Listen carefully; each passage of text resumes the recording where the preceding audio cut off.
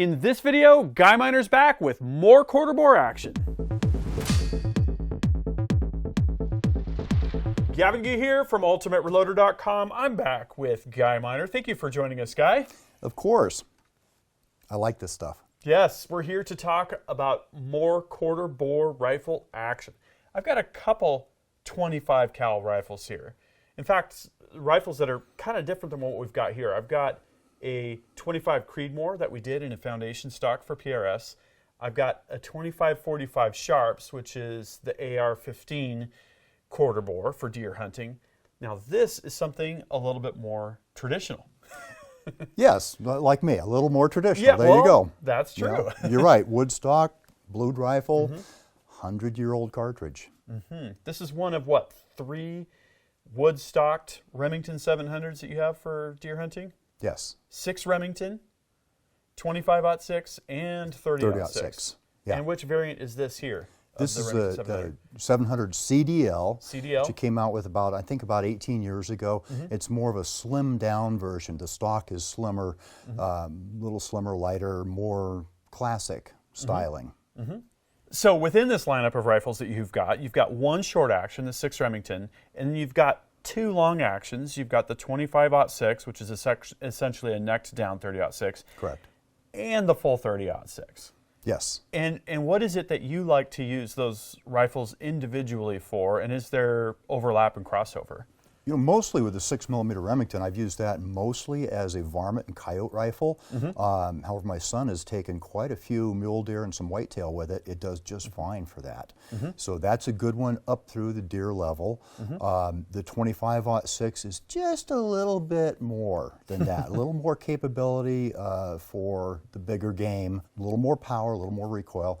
And I like to top off the 25-06 at about deer level animals, although it will do better. Sure. And then the 30-06, I'm good to go with anything North America. You've got to love that. I do. We can talk about that one some more too someday. But yeah, this is my favorite because it has ample killing power for deer size animals out to 400 yards I've done, and not that much recoil. Awesome. Okay, so for background knowledge and reference, next let's talk about 25-06 in depth. So the best way to think about the 25-06 is it's essentially a 30-06 neck down to 25 caliber. That can get you a lot more velocity, smaller bore, less recoil, makes it an excellent cartridge for open country hunting. Yeah. Deer, antelope, coyotes, that's what this thing has done. Yeah, it kind of makes me think of the 6.5 Creedmoor. Next down to a 25 cal is a 25 Creedmoor with similar relative characteristics, right? Right. Slightly lighter bullet, slightly faster velocity, slightly lower recoil, and believe it or not, that really does make a difference when you're particular about what it is you're doing with the cartridge and how it shoots. Yeah, and I fell in love with the 25-06 a long time ago. This is not the first 25-06 I ever had, so I've been shooting them for over 20 years. And the first time I touched one off, and it just gave me that little nudge on the shoulder instead of the recoil of the full bore 180 grain 30-06 going off. This was nice. Yeah, this definitely. was 100, 115 grain bullets. I've shot some 120s as well, but yeah, that's as heavy as I've gone. So I have to remember that unlike the PRS style rifles that I normally shoot, when you pick up a lightweight deer hunting rifle, which I own in 30-06, it's going to tell you what's going on. You know? It does. They jump around on you a little bit. Yes, it can be pretty brutal. So those differences do become more meaningful, and you could throw a break on there, but if you are hunting with questionable or no hearing protection, that's going to be a game ender right there. I did that hearing once. damage. I did that once with a ported barrel, and shot a deer. My ears rang for an hour. Yeah, not something that you want to take lightly. No. Yeah. Definitely not. So what about if for a 30-06 you have a median bullet weight, the middle value would be maybe in the 168 to 175 range. What is that looking like for a 25-06? Yeah, with my 30-06 I shoot 165s and 180s mostly. With this one I shoot nothing heavier than 115s. Oh, wow. Yeah, okay. so it's a lot less bullet. Yeah. And that that can be concerning. If you like big bullets and you like a lot of smack on your animal, then the 25-06 might not be your choice. But if you can be happy with a small bullet moving fast and put that where you want it, then the 25-06 is a great hunting cartridge. Yeah, awesome. Definitely something that I'd like to experiment with more, and I think when we're all done, I'm going to need to try this baby out. I've got some ammo here for you. Yeah. One more question. Have you run solid coppers in the 30-06 and in the 25-06? And if you have in both, what have you found? I have. I haven't taken a lot of game. I've taken 2 mule deer with this with a solid copper Barnes bullet, 100 grain TSX. Nice. We've got some of those here today. Okay. We need to test those in ballistics gel, by the way. Yes. Yeah. Absolutely. Got to get a hold of Travis, get some ballistics gel made up, and we're going to try those. Try some different hunting bullets. Yeah. Looking for. You get a lot of penetration out of that Barnes. Yep. We know that a lot of you are in states that are either in or moving towards lead-free hunting, so we're taking that very seriously, and that's why we're wanting to look at this solid copper stuff, in more depth. I'm sorry, I cut you off. What were you saying? That's fine. Yeah, and the Barnes did a great job on both the mule deer. I just dropped both of them like that. Very cool. And I was really impressed with the damage. I haven't recovered any bullets because they go blast in and out, and they leave a dead deer in between. Very nice. Yeah, it's just, people have asked, well, how far did your deer run after you shot it with that Barnes bullet? I said, well, it moved about 3 feet down. Perfect. Yeah, it was great. Okay, so if you guys have any anecdotes that you want to share about 30-06 versus 25-06 versus who knows what, 6 Creedmoor or 6 Remington, drop a comment and add your input. Next, we're going to go through, guys, loading process with this MEC equipment. So for loading my 25-06, I turned to the MEC Marksman. It's a single stage unit, and it's very nicely built, got some good features on there. One of the things I really liked is a modification Gavin did to it early on, and this has got the Hornady lock and load bushing kit. And load bushing kit. Yep, It's so cool. There's a 7/8 by 14 bushing in there that's standard. You unthread that, and you thread in this bushing insert, and then your dies pop out 1/8 of a turn. It's so cool. And it gives it a tiny bit of float as well. And of course, the MEC Marksman has the floating shell holder design that's patented on the bottom side. U.S. built, U.S. made, U.S. cast iron casting, ambidextrous handle. Now, I forgot to give you the primer tray, the primer tray that goes down there. So Guy had primers falling on the floor. I'm sorry about that. I had primers, spent primers all over the place. What was really kind of cool is when I took this home and set it up, and I was loading the 25-06, my youngest son came in to see what I was doing. He's always curious, see if I'm loading him more ammo. Yep. So he comes on in, and I said, hey, why don't you resize some of these 25-06 cases for me?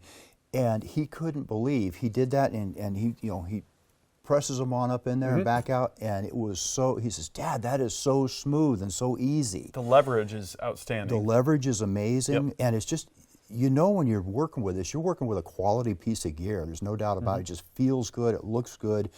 It's heavy.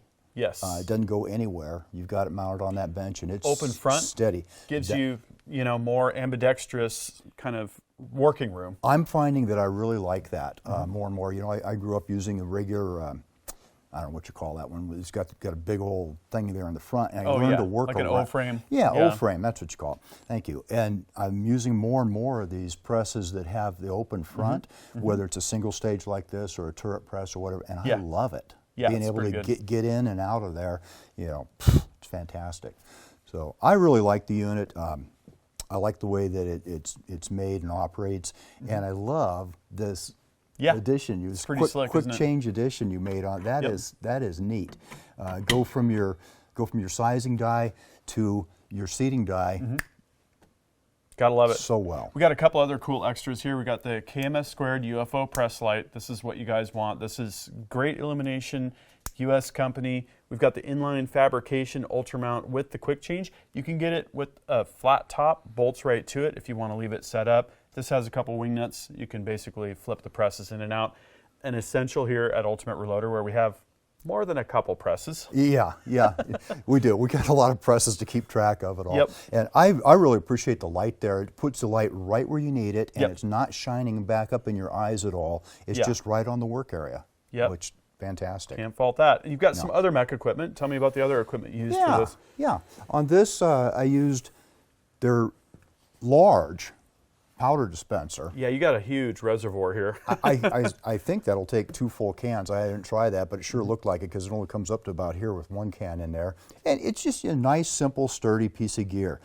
Dumps pretty consistent powder. However, I was loading mostly, in fact, I was loading entirely stick powders. So I learned to set it just a little bit light from the charge I wanted, and then use their electronic scale and the trickler, bring it up to speed. Yeah, sometimes ball powder you can get good enough charges, you know, by just dropping it. Especially with the drum measure, I noticed these drum units meter pretty consistently if you got that right powder or whatever. Yes, yeah, with the ball powders, they do tend to meter very nicely, and that's one of the things I like about ball powders.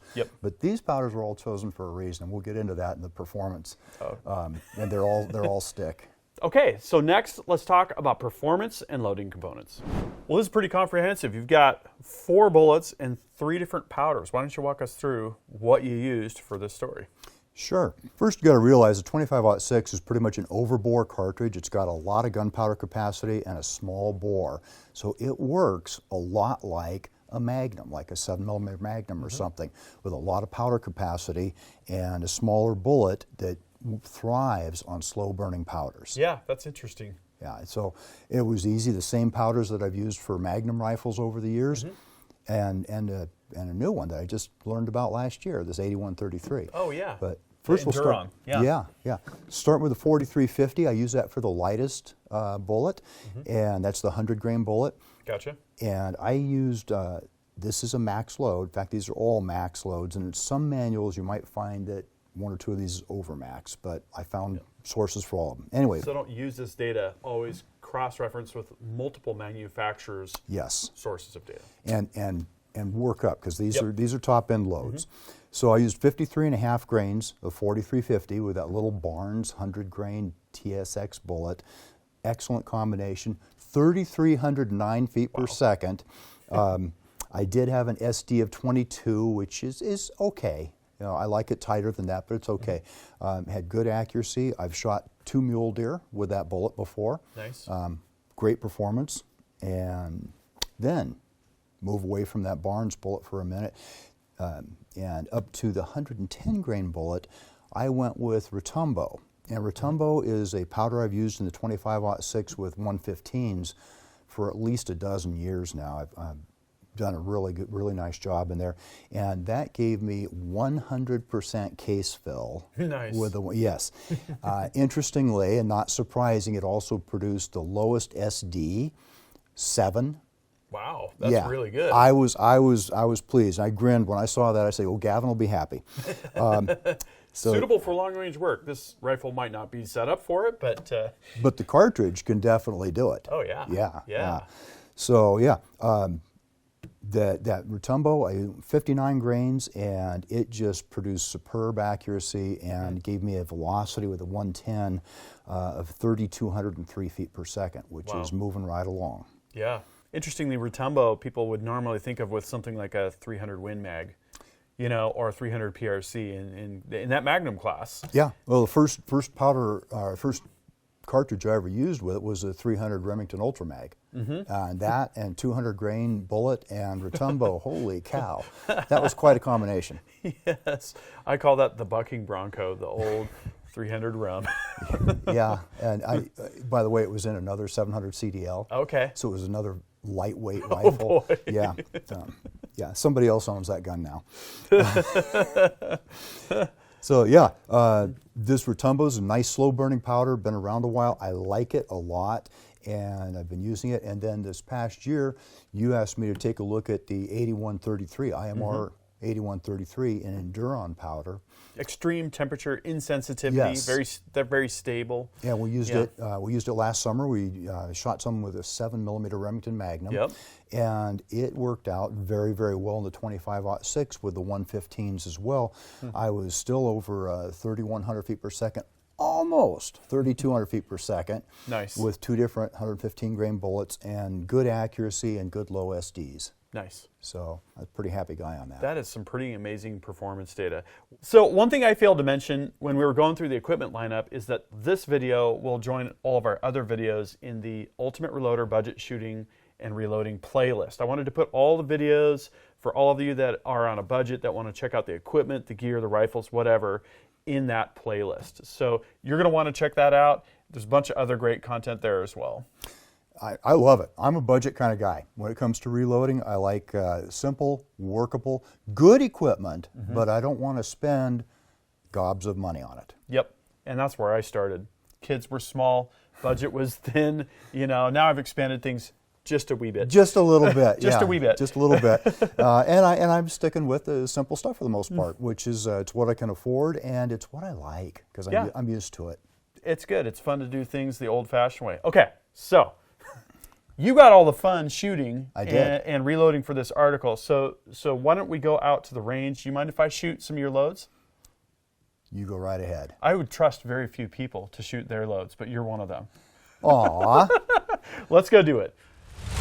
So here we are in the industrial yard at Ultimate Reloader. We've got, what do you call these, blue Cyclones? Is that what I you're calling nicknamed these the Blue Cyclones a long time ago. Nice. This rifle holds 4 rounds in the internal magazine. Yes. And so I loaded those up. What do you think? Do you think I can hit that 50-yard target 4 times? I hope so. I would hope so too. Let's see how this goes. Yeah, that's good.